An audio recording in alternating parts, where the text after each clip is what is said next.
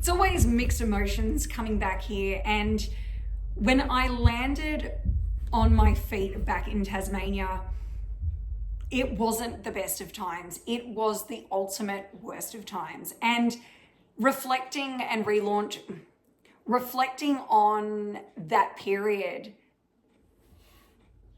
I don't know if you can hear that clock ticking, but I certainly can. Reflecting on that period now that I am diving back into the world of podcasting has really opened my eyes to a whole other perspective of life, healing, compassion, forgiveness. As I reflect on 2018, when my whole world had blown up, I've been diving back into the tabloid publications, and I never actually looked at the comments. I was blown away by just how little compassion people have. And I guess it comes from a lack of understanding, a lack of lived experience in that space with addiction, and I guess a lack of understanding as to the reasons, I guess, why people find themselves in addiction. I certainly will never make excuses for my behavior, but I certainly will never make excuses for my behavior.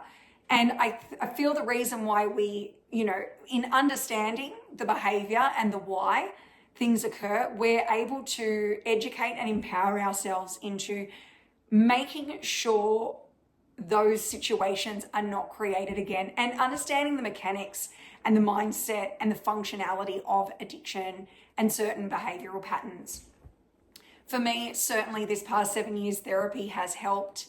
I know that now I've pinpointed where these coping mechanisms were born from. I've been able to untangle the web of trauma and PTSD and unhealthy coping mechanisms that I learned at a very young age during my tenure in the military.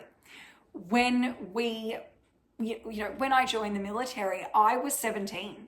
I had no idea about the world, and I lent on and relied on an institution to guide me, to teach me, to galvanize the lens, to create a lens for me to look at life through. Alcohol and drugs was a big part of that institution. We had a beer issue out at sea, so every night we were able to connect with people through alcohol. And albeit very unconscious, this created the foundation for how we would interact with each other. On a Friday afternoon, we would have divisional meetings by where if we didn't go and participate in alcohol drinking, we would have to stay at work, stay behind on shore and work. So as you can see in that paradigm, there's not too much of a choice there. Alcohol was the thread that weaved us together, that created that comradeship, that kept us tight and intimate and connecting on a level. I didn't realize just how much I relied on drugs and alcohol to connect with myself, with others, and it is called liquid courage for a reason. I now notice that I have given up alcohol and drugs and I'm sober, how much the social anxiety creeps in when I'm going into certain environments, and how I notice certain feelings in my body that in a past version of myself would have been the trigger for me to consume alcohol and consume drugs to alleviate those stresses in the body and to put that anxiety to bed.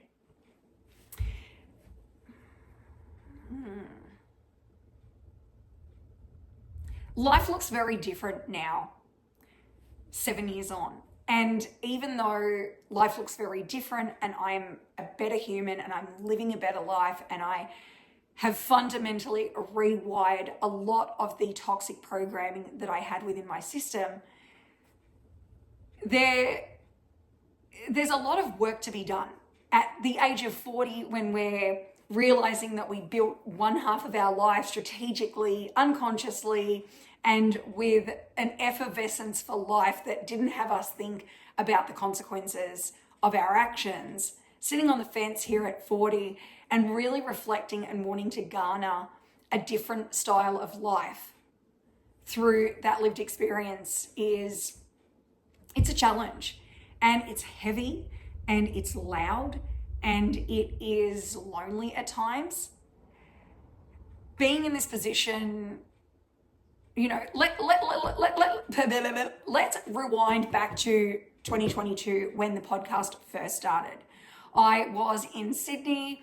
I had been asked to help a friend out, assisting them with a role that put me in the middle of the action once again on a super yacht in the middle of a movie set. We were cooking and doing all the things amidst Ryan Gosling's making of The Fall Guy, which was really cool to be back in the action and to be able to create that level of va-va-voom on the other side of what was quite an explosive demise in the catering world for me.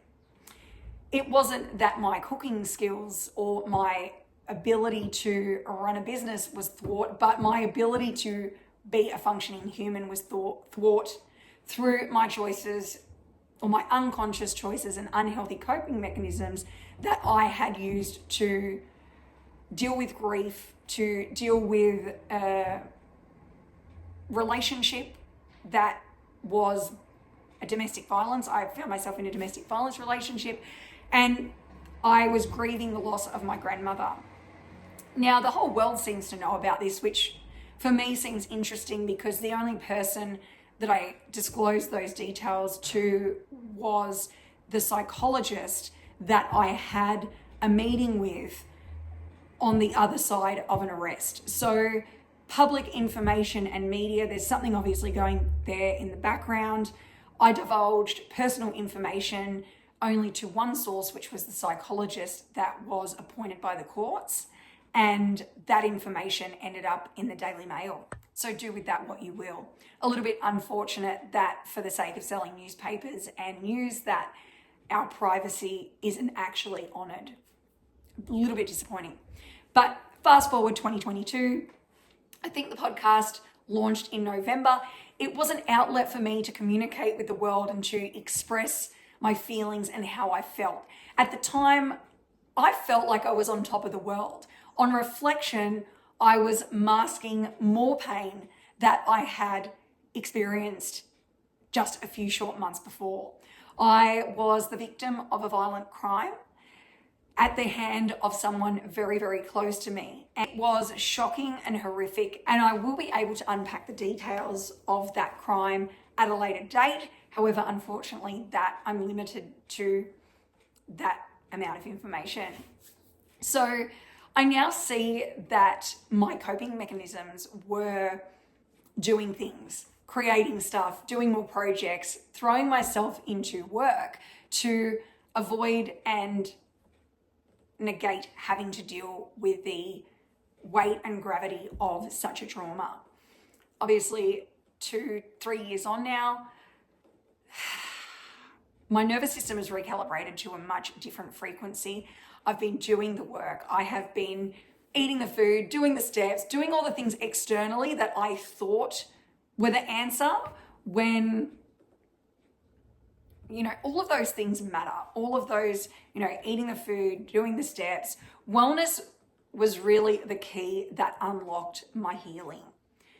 Every day we get the opportunity to fuel our bodies with food. We get to consume content, we consume energy, we consume environments. Those choices that we make on the daily compound like interest on a credit card over time and will either impact us negatively or positively. My choices of the past, of the first few chapters of my life, whilst I had amassed huge success and huge wealth and absolutely killed it and climbed it to the top of the catering mountain and was traveling around the world and traveling overseas and cooking for celebrities, and I was the it girl. I would stop at nothing. It was mission or die, and I almost paid for that success with my life. The inability to stop and pause and reflect or invest in my health almost cost me my life. And all of the trauma that I had buried with a work addiction and in creating this big, awesome catering empire eventually came to the surface and reared its ugly head and had to be dealt with. Because doing things on top of a dysregulated nervous system or unhealed trauma is sure to wreck the ship eventually. Yes, you may sail around the ocean. Yes, you may go on adventures, but ultimately we do come back to that point where that trauma and that nervous system regulation is required for us to proceed. Food is really the easiest, most nonsensical, sensible place to start. Every day, whether you're eating 2 or 3 times a day, you get the opportunity to put into your body something that will heal you or something that will harm you. And I feel of all the places to start, food is the most perfect place to start. And it's the easiest place to start. It's the most simple. It's not the easiest, I should say.